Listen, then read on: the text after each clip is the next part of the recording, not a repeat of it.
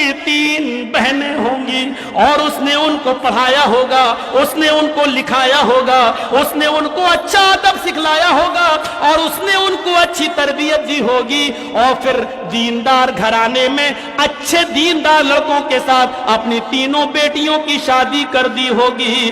तो वो शख्स अपनी 3 बच्चियों को तालीम और तरबियत देने वाला, मीडिया वालों बच्चियों की तालीम और तरबियत पर मोहम्मद रसूलुल्लाह जन्नत की बशारत दे रहे हैं। कौन कहता है कि इस्लाम औरतों को तालीम से रोकता है, लड़कियों को तालीम से मना करता है?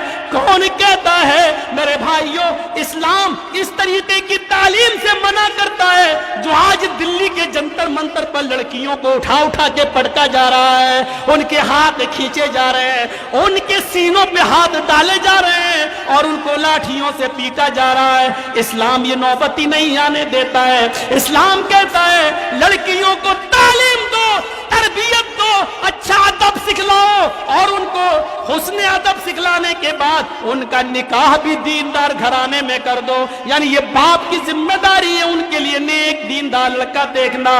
फिर इस्लाम क्या कहता है? मोहम्मद रसूलुल्लाह वो मुबश्शिर क्या फरमाते हैं? कहते हैं जिसने ऐसा किया वो बाप जन्नत में मेरे साथ ऐसे होगा जैसे ये दोनों उंगली आपस में मिली हुई है, वो मेरा पड़ोसी बनकर रहेगा।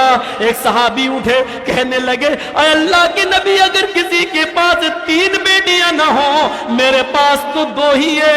आपने फरमाया तू अपनी दोनों बेटियों को पढ़ा, उनको अच्छा अदब सिखला, उनको अच्छा बेहतरीन सलीका सिखला और उनका भी निकाह दीनदार घराने में कर दे। 2 बेटियों वाला भी मेरे साथ जन्नत में होगा।